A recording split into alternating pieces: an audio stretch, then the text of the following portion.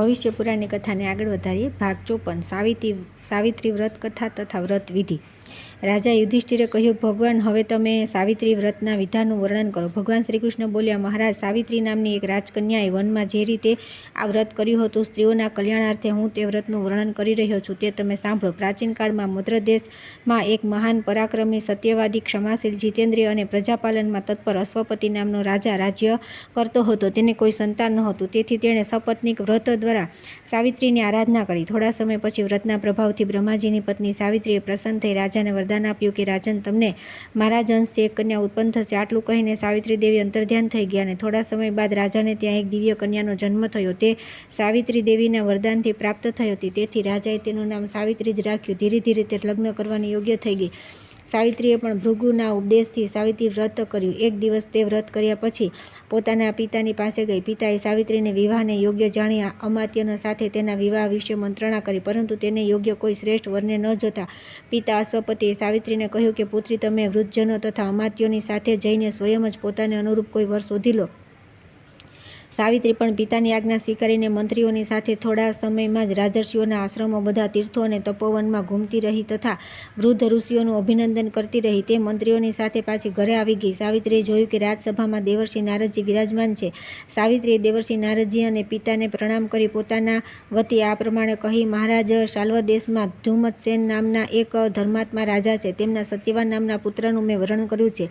સાવિત્રીની વાત સાંભળીને દેવર્ષિ નારદજી કહેવા લાગ્યા કે રાજન, આણે બાલ્ય સ્વભાવવશ ઉચિત નિર્ણય લીધો નથી. જોકે ધૃતસેનને પુત્ર સર્વગુણોથી સંપન્ન છે, પરંતુ તેનામાં એક બહુ મોટો દોષ છે કે આજના દિવસે બરાબર 1 વર્ષ બાદ તેનું મૃત્યુ થઈ જશે. દેવર્ષિ નારદની વાણી સાંભળી રાજાએ સાવિત્રીને કોઈ બીજો વર શોધવા કહ્યું. સાવિત્રી બોલી કે રાજાઓની આજ્ઞા એકવાર જ થાય છે, પંડિતો એક જ વાર બોલે છે અને કન્યા પણ એક જ વાર આપવામાં આવે છે. આ ત્રણેય વાતો વારંવાર થતી નથી. સત્યવાન દીર્ઘાયુ હોય કે અલ્પાયુ, નિર્ગુણ હોય કે ગુણવાન, મેં તો તેનું વર્ણન જ કરી લીધું. હવે હું બીજા પતિને ક્યારેય પસંદ નહીં કરું. જે કહેવામાં આવે છે તેનો પહેલાં વિચારપૂર્વક મનમાં નિશ્ચય કરવામાં આવે છે અને જે વચન કહી દેવામાં આવે છે તે જ કરવું જોઈએ. તેથી મેં જે મનમાં નિશ્ચય કર્યો અને કહ્યું છે તે જ પ્રમાણે કરી. સાવિત્રીનું આવું નિશ્ચયયુક્ત વચન સાંભળીને નારદજીએ કહ્યું કે રાજન, તમારી કન્યાને આ જ અભિષ્ટ છે તો આ કાર્યમાં શીઘ્રતા કરવી જોઈએ. તમારું આ દાન કર્મ નિર્વિઘ્ન સંપન્ન થાવ. આ પ્રમાણે કહીને નારદ મુનિ સ્વર્ગ તરફ સીધાવી ગયા અને રાજાએ પણ શુભ મુહૂર્તમાં સાવિત્રીના સત્યવાન સાથે લગ્ન કરી દીધા. સાવિત્રી પણ મનોવાંછિત પતિ પ્રાપ્ત કરીને અતિ પ્રસન્ન થઈ ગઈ. બંને પોતાના આશ્રમમાં સુખપૂર્વક રહેવા લાગ્યા, પરંતુ નારદ મુનિની વાણી સાવિત્રીના હૃદયમાં ખટકતી રહેતી હતી. જ્યારે વર્ષ પૂરું થવા આવ્યું ત્યારે સાવિત્રીએ વિચાર આવ્યો કે મારા પતિના મૃત્યુનો સમય નજીક આવી ગયો છે. આવું વિચારીને સાવિત્રીએ ભાદ્રપદ માસના શુક્લ પક્ષની દ્વાદશીથી 3 રાત્રિનું વ્રત ગ્રહણ કરી લીધું અને તે ભગવતી સાવિત્રીનું ધ્યાન, જપ, પૂજન કરતી હતી. તેને એવો નિશ્ચય હતો કે આજથી ચોથા દિવસે સત્યવાનનું મૃત્યુ થશે. સાવિત્રીએ 3 દિવસ રાત નિયમથી વ્યતીત કર્યા. ચોથા દિવસે દેવતા પિતરોને સંતુષ્ટ કરી તેણે પોતાના સસરા અને સાસુના ચરણોમાં પ્રણામ કર્યા. સત્યવાન જંગલમાંથી લાકડા લાવ્યા કરતો હતો. તે દિવસે પણ તે લાકડા લેવા જંગલમાં ગયો. સાવિત્રી પણ તેની સાથે જવા તૈયાર થઈ ગઈ. એ જોઈને સત્યવાને સાવિત્રીને કહ્યું કે વનમાં જવા માટે પોતાના સાસુ સસરાને પૂછી લો. તે પૂછવા ગઈ પહેલાં તો સાસુ સસરાએ ના પાડી, પરંતુ સાવિત્રીના વારંવાર આગ્રહ કરવાથી તેમણે જવાની આજ્ઞા આપી. બંને સાથે સાથે વનમાં ગયા. સત્યવાને ત્યાં લાકડા કાપીને ભારો બાંધ્યો, પરંતુ તે જ સમયે તેના મસ્તકમાં મહાન વેદના ઉત્પન્ન થઈ. તેણે સાવિત્રીને કહ્યું કે પ્રિય, મારા માથામાં બહુ વ્યથા છે, તેથી થોડીવાર વિશ્રામ કરવા ઈચ્છું છું. સાવિત્રી પોતાના પતિના મસ્તકને પોતાના ખોળામાં લઈને બેસી ગઈ. એટલામાં ત્યાં યમરાજ આવી ગયા. સાવિત્રીએ એમને જોઈને પ્રણામ કર્યા અને કહ્યું કે પ્રભુ, તમે દેવતા, દૈત્ય, ગંધર્વ વગેરેમાંથી કોણ છો? મારી પાસે કેમ આવી છો? ધર્મરાજાએ કહ્યું કે સાવિત્રી, હું સંપૂર્ણ લોકોનું નિયમન કરવાવાળો છું. મારું નામ યમ છે. તમારા પતિનું આયુષ્ય સમાપ્ત થઈ ગયું છે, પરંતુ તમે પતિવ્રતા છો, તેથી મારા દૂત અને ન લઈ જઈ શક્યા, તેથી હું સ્વયં અહીં આવ્યો. આટલું કહીને યમરાજે સત્યવાનના શરીરથી અંગૂઠા માત્રના પુરુષને ખેંચી લીધો અને તેને લઈને ચાલવા લાગ્યા. સાવિત્રી પણ તેમની પાછળ પાછળ ચાલવા લાગી. ઘણે દૂર જઈને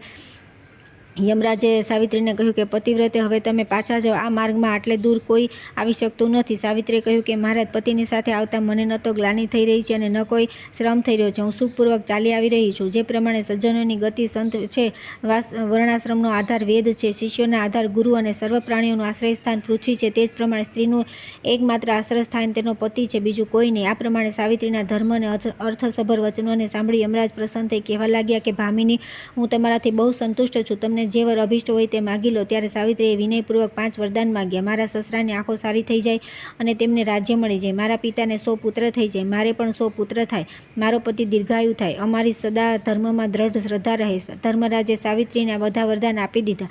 સાવિત્રી પ્રસન્નતાપૂર્વક પોતાના પતિને સાથે લઈને આશ્રમમાં આવી ગઈ. ભાદ્રપદની પૂર્ણિમાએ તેણે સાવિત્રી વ્રત કર્યું હતું. આ બધું તેનું ફળ છે. યુધિષ્ઠિરે ફરી કહ્યું કે ભગવાન, હવે તમે સાવિત્રી વ્રતની વિધિ વિસ્તારથી કહો. ભગવાન શ્રીકૃષ્ણે કહ્યું કે મહારાજ, સૌભાગ્યની ઈચ્છાવાળી સ્ત્રીએ ભાદ્રપદ માસના શુક્લ પક્ષની ત્રયોદશીએ પવિત્ર થઈ 3 દિવસ માટે સાવિત્રી વ્રતનો નિયમ લેવો જોઈએ. જો 3 દિવસ ઉપવાસ કરવાની શક્તિ ન હોય તો ત્રયોદશીએ નક્તવ્રત, ચતુર્દશીએ અયાચિત વ્રત અને પૂર્ણિમાએ ઉપવાસ કરો. સૌભાગ્યકાંક્ષી સ્ત્રી નદી, તળાવ વગેરેમાં નિત્ય સ્નાન કરે અને પૂર્ણિમાએ સરસવનું ઉપટન લગાવી સ્નાન કરે. યથાશક્તિ માટી, સોના કે ચાંદીની બ્રહ્મા સહિત સાવિત્રીની પ્રતિમા બનાવીને વાંસના એક પાત્રમાં સ્થાપિત કરવી અને 2 લાલ રંગના વસ્ત્રોથી તેને આચ્છાદિત કરવી. પછી ગંધ, પુષ્પ, ધૂપ, દીપ, નૈવેદ્યથી પૂજન કરવું. કોળું, નાળિયેર, કાકડી, તુરિયા, કોઠું, દાડમ, જાંબુ, જંબીર, લીંબુ, નારંગી, અખરોટ, ફણસ, ગોળ, મીઠું, જીરું, ફણગાવેલું અનાજ, સપ્ત, ધાન્ય તથા ગળાનો દોરો વગેરે બધા પદાર્થ વાંસના પાત્રમાં મૂકી સાવિત્રી દેવીને અર્પણ કરી દેવા. રાત્રિના સમયે જાગરણ કરવું. ગીત, વાદ્ય, નૃત્ય વગેરેનો ઉત્સવ કરો. બ્રાહ્મણ સાવિત્રીની કથા કહે. આ પ્રમાણે સંપૂર્ણ રાત્રિ ઉત્સવપૂર્વક વ્યતીત કરીને પ્રાતઃ વ્રતી નારીએ બધી સામગ્રી સહિત સાવિત્રીની પ્રતિમા શ્રેષ્ઠ વિદ્વાન બ્રાહ્મણને દાન કરી દેવી. યથાશક્તિ બ્રાહ્મણ ભોજન કરાવીને સ્વયં પણ હવિષ્યાન ભોજન કરવું. રાજન, આ પ્રમાણે જ્યેષ્ઠ માસની અમાવસ્યાએ વટવૃક્ષ નીચે કાષ્ઠભાર સહિત સત્યવાન અને મહાસતી સાવિત્રીની પ્રતિમા સ્થાપિત કરીને તેમનું વિધિવત પૂજન કરવું જોઈએ. રાત્રે જાગરણ કરી પ્રાતઃ તે પ્રતિમા બ્રાહ્મણને દાન આપી દેવી. આ વિધાનથી જે સ્ત્રીઓ કે સાવિત્રી વ્રત કરે છે તે પુત્ર, પૌત્ર, ધન વગેરે પદાર્થોને પ્રાપ્ત કરી ચિરકાળ સુધી પૃથ્વી પર સર્વ સુખ ભોગવીને પતિની સાથે બ્રહ્મલોકને પ્રાપ્ત કરે છે. આ વ્રત સ્ત્રીઓના માટે પુણ્યવર્ધક, પાપહારક, દુઃખનાશક અને ધનપ્રદ છે. જે સ્ત્રી ભક્તિપૂર્વક આ વ્રત કરે છે તે સાવિત્રીની જેમ બંને કુળનો ઉદ્ધાર કરીને પતિ સહિત ચિરકાળ સુધી સુખ ભોગવે છે. જે આ મહાત્મ્યને વાંચે અથવા સાંભળે છે તેઓ પણ મનોવાંછિત ફળ પ્રાપ્ત કરે છે. ત્યાર પછી આવે છે મહાકાર્તિકી વ્રતના પ્રસંગમાં રાણી કાલિંગભદ્રાનું આખ્યાન. ભગવાન શ્રીકૃષ્ણ કહે છે કે મહારાજ, પૂર્વકાળમાં મધ્ય દેશના વૃષસ્થલ નામના સ્થાનમાં મહારાજ દિલીપની કલિંગભદ્રા નામની એક સર્વગુણ સંપન્ના મહારાણી હતી. તે સદા બ્રાહ્મણોને દાન આપતી તથા દેવતાઓનું પૂજન કરતી હતી. એકવાર તેણે કાર્તિક માસમાં 6 મહિનાના કૃતિકા વ્રતનો સંકલ્પ લીધો. તે દરેક પારણામાં નિત્ય પૂજન, દાન, બ્રાહ્મણ ભોજન, હવન વગેરેમાં તત્પર રહેતી. એકવાર જ્યારે વ્રતમાં સમય બાકી હતો ત્યારે તે રાત્રે પોતાના પતિની સાથે વિશ્રામ કરી રહી હતી. તે સમયે અચાનક એક ભયંકર સાપે તેને દંશ માર્યો. પરિણામે તેના પ્રાણ નીકળી ગયા અને તે બીજા જન્મમાં બકરી થઈ. પરંતુ વ્રતના પ્રભાવથી તેને પોતાના પૂર્વજન્મની સ્મૃતિ હતી. તેણે પોતાનું વૃત્તિકા વ્રત ફરી ગ્રહણ કર્યું. તે પોતાના ટોળાથી અલગ રહીને ઉપવાસ કરવા લાગી. એકવાર કાર્તિક માસમાં કોઈ બીજના ખેતરમાં જ્યારે તે ચરી રહી હતી ત્યારે તે ખેતરનો માલિક તેને પકડીને પોતાના ઘરે લઈ આવ્યો. જાતિસ્મર અત્રિ ઋષિએ તે બકરીને જોઈ અને તેઓ જાણી ગયા કે આ રાણી કલિંગભદ્રા છે. દયાપૂર્વક તેમણે તેને બંધનથી મુક્ત કરાવી દીધી. ત્યાંથી છૂટીને તેણે બોરના પાંદડા ખાઈને શીતળ જળ પીધું અને વૃત્તિકા વ્રતના પારણા કર્યા. ઋષિ અત્રિ તેને યોગ જ્ઞાનનો ઉપદેશ આપી પોતાના આશ્રમમાં લઈ ગયા અને તે યોગેશ્વરી પોતાના વ્રતમાં ફરી તત્પર થઈ ગઈ તથા થોડા સમય બાદ તેણે યોગ બળથી પોતાના પ્રાણને ત્યાગી દીધા. ત્યાર પછી તે ગૌતમ ઋષિની પત્ની અહલ્યાના ગર્ભથી ઉત્પન્ન થઈ. તે સમયે તેનું નામ યોગલક્ષ્મી થયું. ગૌતમ મુનિએ મહર્ષિ સાંડિલ્ય મુનિ સાથે યોગલક્ષ્મીના લગ્ન કરી દીધા. તે પણ સાંડિલ્યના ઘરમાં સરસ્વતી, સ્વાહા, શચી, અરુંધતી, ગૌરી, રાગની, ગાયત્રી, મહાલક્ષ્મી તથા મહાસતીની જેમ સુશોભિત થઈ. તે દેવતા, પિતર અને અતિથિઓના સત્કારમાં નિત્ય વ્યસ્ત રહેતી હતી. બ્રાહ્મણોને ભોજન કરાવતી હતી. એક દિવસ મહર્ષિ ત્યાં આવ્યા અને તેમણે યોગબળથી સંપૂર્ણ વૃત્તાંત જાણી લીધું અને પૂછ્યું કે મહાભાગી યોગલક્ષ્મી કૃતિકાઓ કેટલી છે? આ સાંભળીને મહાસતી યોગલક્ષ્મીને પણ પૂર્વ વૃત્તની સ્મૃતિ થઈ આવી અને તેણે કહ્યું કે મહાયોગીન કૃતિકાઓ 6 છે. આ સાંભળીને દયાળુ અત્રિ મુનિએ ફરી તેને મંત્ર અને કૃતિકા વ્રતનો ઉપદેશ આપ્યો, જે કરવાથી તેણે ચિરકાળ સુધી સંસારનું સુખ ભોગવી મોક્ષ પ્રાપ્ત કરી લીધો. રાજા યુધિષ્ઠિરે પૂછ્યું કે ભગવાન, કૃતિકા વ્રતની કેવી વિધિ છે એ તમે જણાવો. ભગવાન કહેવા લાગ્યા કે મહારાજ, કાર્તિકની પૂર્ણિમાએ કૃતિકા નક્ષત્રમાં બૃહસ્પતિ કે સોમવાર હોય તો મહાકાર્તિકીનો યોગ થાય છે. મહાકાર્તિકી તો ઘણા વર્ષોમાં અને ઘણા પુણ્યથી પ્રાપ્ત થાય છે. તેથી સાધારણ કાર્તિકી પૂર્ણિમાએ પણ ઉપવાસ કરવો. કાર્તિકી પૂર્ણિમાએ પ્રાતઃકાળે જે નક્ત વ્રત અથવા ઉપવાસનો નિયમ લેવો. પુષ્કર, પ્રયાગ, કુરુક્ષેત્ર, નેમિ, શાલગ્રામ, કુશાવર્ત, મૂલસ્થાન, શુકુંતલ, ગોકર્ણ, અર્બુદ, અમરકંટક વગેરે કોઈ પવિત્ર તીર્થમાં અથવા પોતાના ઘરમાં સ્નાન કરવું. પછી દેવતા, ઋષિ, પિત્તર અને અતિથિનું પૂજન કરી હવન કરવો. સાયંકાળે ઘી અને દૂધથી પૂર્ણ 6 પાત્રમાં સુવર્ણ, ચાંદી, રત્ન, નવનીત, અન્નકણ તથા પિષ્ટથી 6 કૃતિકાઓની મૂર્તિ બનાવી સ્થાપિત કરવી. પછી તેમને લાલ સૂત્ર વીંટાળવું અને સિંદૂર, કંકુ, ચંદન, ચમેલીના પુષ્પ, ધૂપ, દીપ, નૈવેદ્ય વગેરેથી તેમનું પૂજન કરી કૃતિકાઓની મૂર્તિઓ બ્રાહ્મણને દાનમાં કરી દેવી. દાન કરતાં આ મંત્ર બોલવું: ઓમ સપ્તર્ષિ દ્વારા વહ્નલસ્ય વલ્લભાયા બ્રહ્મણા રક્ષિતેયતિ યુક્તા તૃષ્ટા કુમારસ્ય યથાર્થ માતરો મમાપી સુપ્રીતતરા ભવંતુ. બ્રાહ્મણે પણ મૂર્તિ ગ્રહણ કરતાં આ પ્રમાણે મંત્રોચ્ચાર કરવો: ધર્મદા કામદા સંતુ ઈમા નક્ષત્ર માતરઃ કૃતિકા દુર્ગ સંસારાતા તારયંતા ત્વયોઃ કલમ. ત્યાર પછી બ્રાહ્મણ બધી સામગ્રી લઈને ઘેર જાય અને 6 ડગલા યજમાન તેની પાછળ ચાલે. આ જ પ્રમાણે પુરુષ કૃતિકા વ્રત કરે છે તે સૂર્ય સમાન પ્રકાશમાન વિમાનમાં બેસીને નક્ષત્ર લોકમાં જાય છે. જે સ્ત્રી આ વ્રત કરે છે તે પણ પોતાના પતિ સહિત નક્ષત્ર લોકમાં જઈને ઘણા સમય સુધી દિવ્ય ભોગોનો ઉપભોગ કરે છે. ત્યાર પછી આવે છે મનોરથ પૂર્ણિમા તથા અશોક પૂર્ણિમા વ્રત વિધિ. ભગવાન શ્રી કૃષ્ણ બોલ્યા: રાજન, ફાલ્ગુનની પૂર્ણિમાથી 1 વર્ષ સુધી કરવામાં આવતું એક વ્રત છે જે મનોરથ પૂર્ણિમાના નામે પ્રસિદ્ધ છે. આ વ્રત કરવાથી વ્રતીના બધા મનોરથ પૂર્ણ થઈ જાય છે. વ્રતીએ ફાલ્ગુન માસની પૂર્ણિમાએ સ્નાન કરીને લક્ષ્મી સહિત ભગવાન જનાર્દનનું પૂજન કરવું જોઈએ અને હાલતા ચાલતા, બેસતા ઉઠતા સતત જનાર્દનનું સ્મરણ કરતા રહેવું અને પાખંડ, પતિત, નાસ્તિક, ચાંડાળ વગેરે સાથે વાતચીત ન કરવી. જીતેન્દ્રિય રહેવું. રાત્રિના સમયમાં ચંદ્રમામાં નારાયણ અને લક્ષ્મીની ભાવના કરી અર્ધ્ય પ્રદાન કરવો. બાદમાં તેલ તથા મીઠા વિનાનું ભોજન કરવું. આ જ પ્રમાણે ચૈત્ર, વૈશાખ, જ્યેષ્ઠ આ 3 મહિનાઓમાં પણ પૂજન તથા અર્ધ્ય પ્રદાન કરીને વ્રતી પ્રથમ પારણા કરે. અષાઢ, શ્રાવણ, ભાદ્રપદ અને આસો આ 4 મહિનાની પૂર્ણિમાએ શ્રી સહિત ભગવાન શ્રીધરનું પૂજન કરીને ચંદ્રમાને અર્ધ્ય પ્રદાન કરે અને પૂર્વવત બીજું પારણું કરે. કાર્તિક, માર્ગશીર્ષ, પોષ તથા માઘ આ 4 માસમાં ભૂતિ સહિત ભગવાન કેશવનું પૂજન કરી ચંદ્રમાને અર્ધ્ય આપીને ત્રીજું પારણું કરે. દરેક પારણાના અંતમાં બ્રાહ્મણોને દક્ષિણા આપે. પ્રથમ પારણાના 4 મહિના પંચગવ્ય, બીજા પારણાના 4 મહિના કુશોદક અને ત્રીજા પારણાના સૂર્યકિરણોથી ગરમ કરેલા જળનું પ્રાશન કરે. રાત્રિના સમયે ગીત વાદ્ય દ્વારા ભગવાનનું કીર્તન કરે. દરેક મહિને જળકુંભ, પગરખા, છત્રી, સુવર્ણ વસ્ત્ર, ભોજન અને દક્ષિણા બ્રાહ્મણોને દાન કરે. દેવતાઓના સ્વામી ભગવાનની માર્ગશીર્ષ વગેરે 12 મહિનાઓમાં ક્રમશઃ કેશવ, નારાયણ, માધવ, ગોવિંદ, વિષ્ણુ, મધુસૂદન, ત્રિવિક્રમ, વામન, શ્રીધર કે ઋષિકેશ, રામ, પદ્મનાભ અથવા દામોદર અને દેવદેવેશ આ નામોનું કીર્તન કરનાર વ્યક્તિ દુર્ગતિમાંથી પોતાનો ઉદ્ધાર કરી લે છે. જો દર મહિને દાન આપવા સમર્થ ન હોય તો વર્ષના અંતમાં યથાશક્તિ સુવર્ણનું ચંદ્રબિંબ બનાવીને ફળ, વસ્ત્ર વગેરેથી તેનું પૂજન કરી બ્રાહ્મણને આપે. આ પ્રમાણે વ્રત કરનાર પુરુષને અનેક જન્મ પર્યંત ઇષ્ટનો વિયોગ થતો નથી. તેના બધા મનોરથ પૂર્ણ થઈ જાય છે અને તે પુરુષ નારાયણનું સ્મરણ કરતો રહીને દિવ્યલોકમાં જાય છે. ભગવાન શ્રી કૃષ્ણે ફરી કહ્યું કે મહારાજ, હવે હું અશોક પૂર્ણિમા વ્રતનું વર્ણન કરું છું. આ વ્રત કરવાથી મનુષ્યને કદી શોક થતો નથી. ફાગણની પૂર્ણિમાએ શરીર પર માટી લગાવીને નદી વગેરેમાં સ્નાન કરવું. માટીની એક વેદી બનાવીને તેના પર ભગવાન ભૂધર અને અશોકા નામથી ધરણીદેવનું પુષ્પ, નૈવેદ્ય વગેરેથી ઉપચારો થી પૂજન કરવું. પૂજા કર્યા પછી હાથ જોડીને આ પ્રમાણે પ્રાર્થના કરવી: ધરણીદેવી, તમે સંપૂર્ણ ચરાચરને ધારણ કરનારા છો. તમને જે રીતે ભગવાન જનાર્દનને રસાતળથી લાવીને પ્રતિષ્ઠિત કરી શોક રહિત કર્યા છે તે જ પ્રમાણે તમે મને પણ બધા શોકોથી મુક્ત કરી દો અને મારી સમસ્ત કામનાઓ પૂરી કરો. આ પ્રમાણે પ્રાર્થના કરી રાત્રે ચંદ્રમાને અર્ધ્ય આપવો. તે દિવસે ઉપવાસ કરવો અને રાત્રિના સમયે તેલ અને મીઠા વિનાનું ભોજન કરવું. ફાગણ વગેરે 4 માસમાં એક પારણું કરવું અને દરેક પારણાના અંતમાં વિશેષ પૂજા અને જાગરણ કરવું. પ્રથમ પારણામાં ધરણી, બીજામાં મેદિની અને ત્રીજામાં વસુંધરા નામથી પૂજન કરવું. વર્ષના અંતમાં વાછડા સહિત ગાય, ભૂમિ, વસ્ત્ર, આભૂષણ વગેરેનું બ્રાહ્મણને દાન કરવું. આ વ્રત પાતાળમાં સ્થિત ધરણીદેવીએ કર્યું હતું. ત્યારે ભગવાન વરાહ રૂપ ધારણ કરીને તેમનો ઉદ્ધાર કર્યો અને પ્રસન્ન થઈને કહ્યું કે ધરણીદેવી, તમારા આ વ્રતથી હું સંતુષ્ટ છું. જે કોઈ પણ પુરુષ સ્ત્રી ભક્તિપૂર્વક આ વ્રત કરીને મારું પૂજન કરશે અને યથાવિધિ પારણું કરશે તેઓ જન્મોજન્મમાં સર્વ પ્રકારના ક્લેશોથી મુક્ત થઈ જશે અને તમારી જેમ જ કલ્યાણના અધિકારી થઈ જશે. ત્યાર પછી આવે છે અનંત વ્રત મહાત્મયમાં કાર્તિવીર્યના આવિર્ભાવનું વૃત્તાંત. રાજા યુધિષ્ઠિરે કહ્યું કે ભગવાન ભક્તિપૂર્વક નારાયણની આરાધના કરવાથી બધા મનોવાંછિત ફળ પ્રાપ્ત થાય છે, પરંતુ સ્ત્રી પુરુષોના માટે સંતાનવિહીન હોવાથી વધારે બીજું કોઈ દુઃખ નથી, પરંતુ કુપુત્ર તો વિશેષ મહાન દુઃખનું કારણ છે. યોગ્ય સંતાન તમામ સુખોમાં હેતુ છે. જગતમાં તેઓ ધન્ય છે જે સર્વગુણ સંપન્ન, આરોગ્ય, બળવાન, ધર્મજ્ઞ, શાસ્ત્રવેતા, દીન અનાથોના આશ્રય, ભાગ્યવાન, હૃદયને આનંદ આપનારા અને દીર્ઘાયુ પુત્ર પ્રાપ્ત કરે છે. પ્રભુ, હું એવું વ્રત જાણવા ઈચ્છું છું કે જે કરવાથી આવા શુભ લક્ષણોવાળો પુત્ર થાય.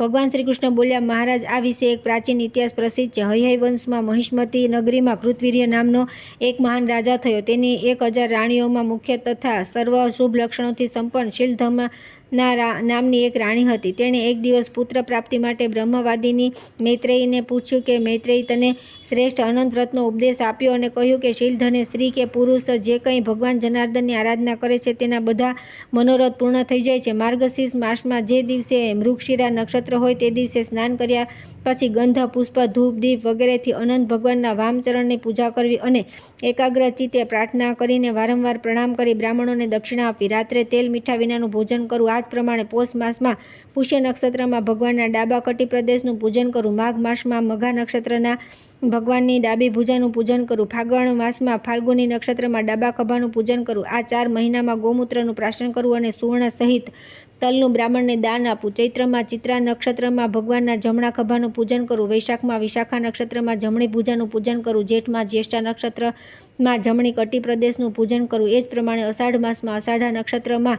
જમણા પગની પૂજા કરવી. આ 4 મહિનામાં પંચગવ્યનું પ્રાશન કરવું. બ્રાહ્મણને સુવર્ણ દાન આપવું અને રાત્રે ભોજન કરવું. શ્રાવણ માસમાં શ્રવણ નક્ષત્રમાં ભગવાન વિષ્ણુના બંને ચરણોની પૂજા કરવી. ભાદ્રપદ માસમાં ઉત્તરાપદ ભાદ્રપદા નક્ષત્રમાં ગુહ્ય સ્થાનનું પૂજન કરવું. અશ્વિન માસમાં અશ્વિની નક્ષત્રમાં હૃદયનું પૂજન કરવું અને કાર્તિક માસમાં કૃતિકા નક્ષત્રમાં અનંત ભગવાનના મસ્તકની પૂજા કરવી.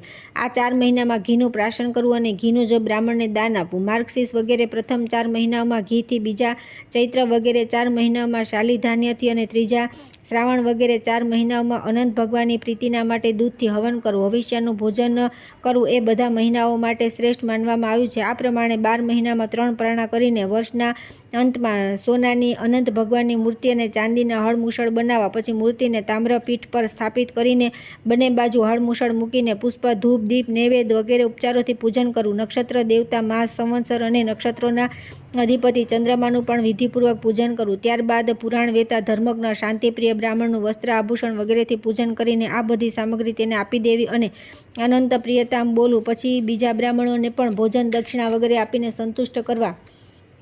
આ વિધિથી જે આ અનંત વ્રતને સંપન્ન કરે છે તે બધા અભિષ્ટ ફળોને પ્રાપ્ત કરે છે. શીલધને જો તમને ઉત્તમ પુત્રની ઈચ્છા હોય તો વિધિપૂર્વક શ્રદ્ધાથી અનંત વ્રત કરો. ભગવાન શ્રી કૃષ્ણ કહ્યું કે મહારાજ, આ પ્રમાણે મૈત્રીથી ઉપદેશ પ્રાપ્ત કરીને શીલધના ભક્તિપૂર્વક વ્રત કરવા લાગી. વ્રતના પ્રભાવથી ભગવાન અનંત સંતુષ્ટ થયા અને તેમણે તેને એક શ્રેષ્ઠ પુત્ર આપ્યો. પુત્રનો જન્મ થતાં જ આકાશ નિર્મળ થઈ ગયું. આનંદદાયક વાયુ પ્રવાહિત થવા લાગ્યો. દેવતાઓ દુંદુભી વગાડવા લાગ્યા. પુષ્પવૃષ્ટિ થવા લાગી. સંપૂર્ણ જગતમાં મંગળમય વાતાવરણ થવા લાગ્યું. ગંધર્વો ગાવા લાગ્યા અને અપ્સરાઓ નૃત્ય કરવા લાગી. બધા લોકોનું મન ધર્મમાં આસક્ત થઈ ગયું. રાજા કૃતવીર્ય પોતાના પુત્રનું નામ અર્જુન રાખ્યું. કૃતવીર્ય પુત્ર હોવાથી તે અર્જુન કાર્તવીર્ય કહેવાયો. કાર્તવીર્ય અર્જુન કઠોર તપ કર્યું અને વિષ્ણુ ભગવાનના અવતારે દત્તાત્રેયજીની આરાધના કરી. ભગવાન દત્તાત્રેય એવું વરદાન આપ્યું કે અર્જુન, તમે ચક્રવર્તી સમ્રાટ થશો. જે વ્યક્તિ સાયંકાળ અને પ્રાતઃ નમસ્તુ કાર્તવીર્યાય આ વાક્યનું ઉચ્ચારણ કરશે તેને 1 પ્રસ્થ તલદાનનું પુણ્ય મળશે અને જે તમારું સ્મરણ કરશે તેનું દ્રવ્ય કદી નષ્ટ નહીં થાય. ભગવાન પાસેથી વરદાન પ્રાપ્ત કરીને રાજા કાર્તવીર્ય ધર્મપૂર્વક સપ્તદ્વીપ પૃથ્વીનું પાલન કરવા લાગ્યા. તેમણે મોટી મોટી દક્ષિણાવાળા યજ્ઞો કર્યા અને શત્રુઓ પર વિજય પ્રાપ્ત કર્યો. આ પ્રમાણે રાણી શીલધનાએ અનંત વ્રતના પ્રભાવથી અતિ ઉત્તમ પુત્ર પ્રાપ્ત કર્યો. પિતાને પુત્રના કારણે કોઈ દુઃખ ન થયું. જે પુરુષ અથવા સ્ત્રી આ કાર્તવીર્યના જન્મના વૃત્તાંતનું શ્રવણ કરશે તે 7 જન્મ સુધી સંતાનનું દુઃખ પ્રાપ્ત કરતા નથી. જે આ અનંત વ્રત ભક્તિ સાથે કરે છે તે ઉત્તમ સંતાન અને ઐશ્વર્યને પ્રાપ્ત કરે છે. ત્યાર પછી આવે છે માસ નક્ષત્ર વ્રતના મહાત્મ્યમાં સંભારાયણીની કથા. રાજા યુધિષ્ઠિરે કહ્યું કે પ્રભુ, ઐશ્વર્ય વગેરે પ્રાપ્ત ન થવાથી એટલું દુઃખ નથી થતું જેટલું તે પ્રાપ્ત થઈને નષ્ટ થવાથી થાય છે.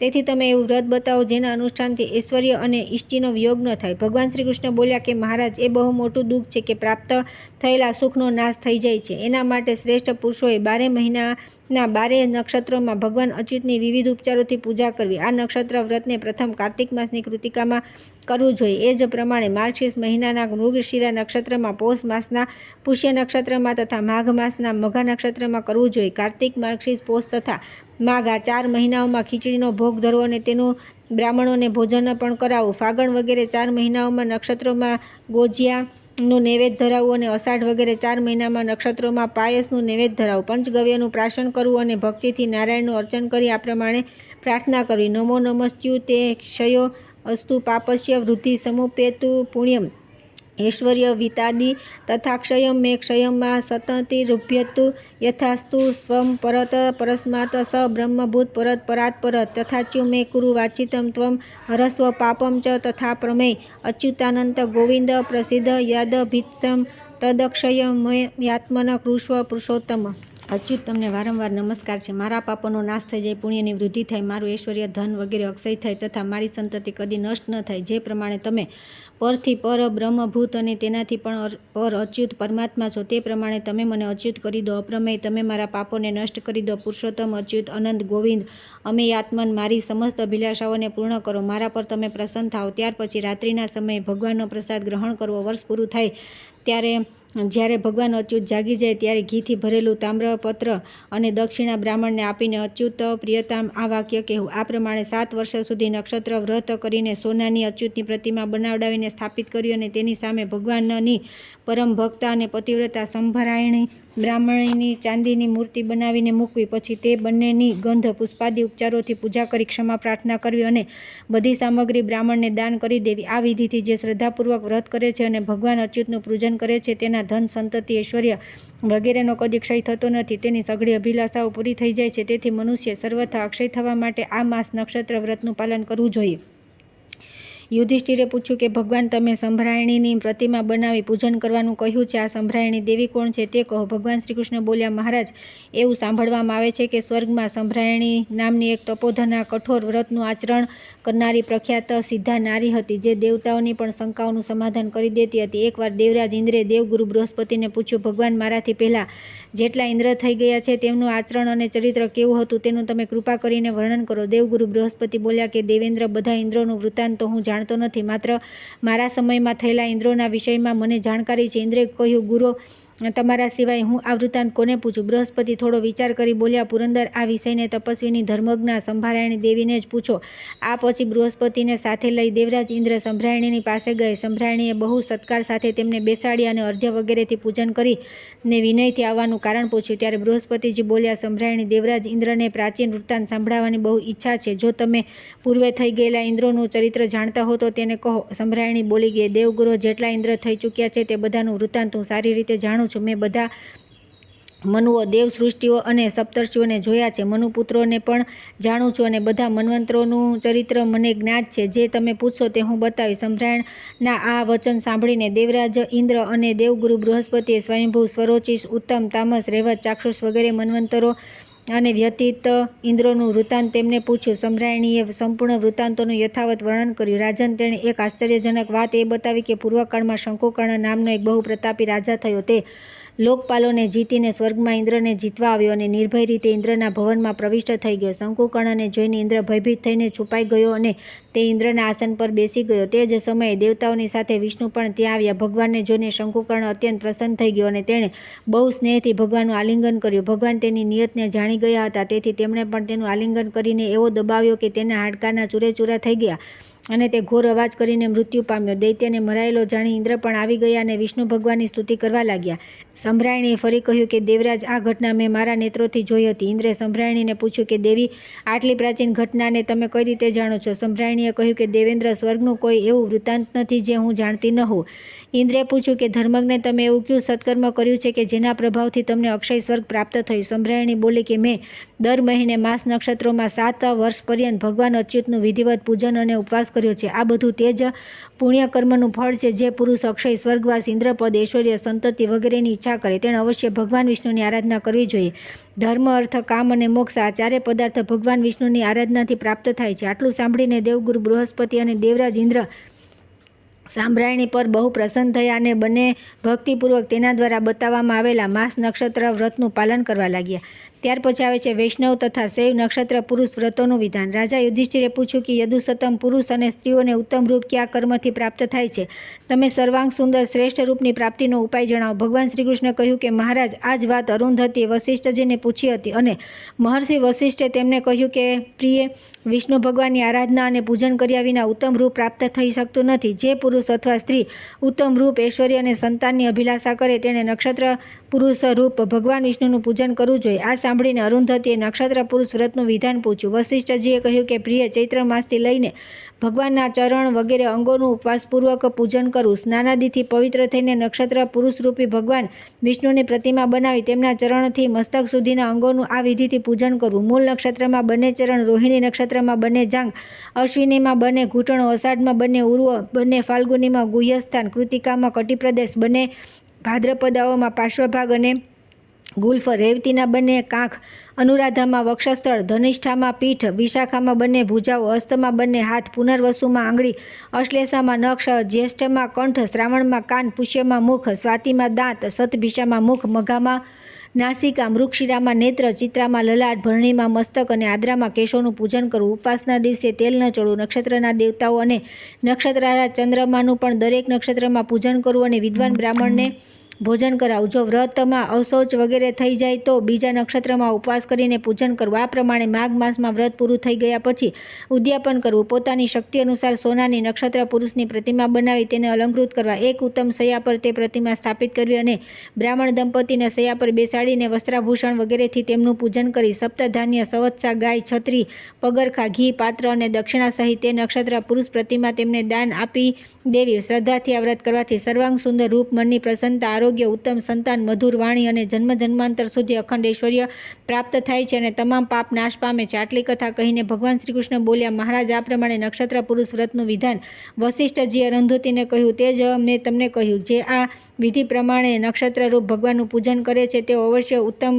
રૂપ પામે છે. રાજા યુધિષ્ઠિરે પૂછ્યું કે ભગવાન શિવ ભક્તોના કલ્યાણ માટે તમે શૈવ નક્ષત્ર પુરુષ વ્રતનું વિધાન કહો. ભગવાન શ્રી કૃષ્ણે કહ્યું કે મહારાજ, શૈવ નક્ષત્ર પુરુષ વ્રતના દિવસે ભગવાન શંકરના અંગોનું પૂજન અને ઉપવાસ અથવા નક્ત વ્રત કરવું જોઈએ. ફાગણ માસના શુક્લ પક્ષમાં જ્યારે હસ્ત નક્ષત્ર હોય તે દિવસથી શૈવ નક્ષત્ર પુરુષ વ્રતનો નિયમ લેવો જોઈએ અને રાત્રે ભગવાન શિવનું પૂજન કરવું જોઈએ. હસ્ત વગેરે 27 નક્ષત્રોમાં ભગવાન શંકરના 27 નામોથી તેમના ચરણોથી લઈને મસ્તક સુધીની ક્રમશઃ અંગપૂજા કરવી જોઈએ. રાત્રિના સમયે તેલ અને મીઠા વિનાનું ભોજન કરવું. દરેક નક્ષત્રમાં શેર, સાલી, ચોખા અને ઘીનું પાત્ર બ્રાહ્મણને આપવું. એક દિવસે 2 નક્ષત્ર થઈ જાય તો 2 અંગોની 2 નામોથી એક જ દિવસે પૂજા કરવી. આ પ્રમાણે વ્રત કરીને પારણામાં બ્રાહ્મણને ભોજન, દક્ષિણા વગેરેથી સંતુષ્ટ કરવા જોઈએ. સોનાની શિવ પાર્વતીની પ્રતિમા બનાવી તેને ઉત્તમ શૈયા પર સ્થાપિત કરવી. બાદમાં બધા ઉપચારોથી પૂજન કરી કપિલા ગાય, વાસણ, છત્ર, ચામર, દર્પણ, જોડા, વસ્ત્ર, આભૂષણ, અનુલેપન વગેરે સહિત તે પ્રતિમા બ્રાહ્મણને નિવેદિત કરી દેવી. ત્યારબાદ પ્રદક્ષિણા વિસર્જન કરવું અને શૈયા બાદ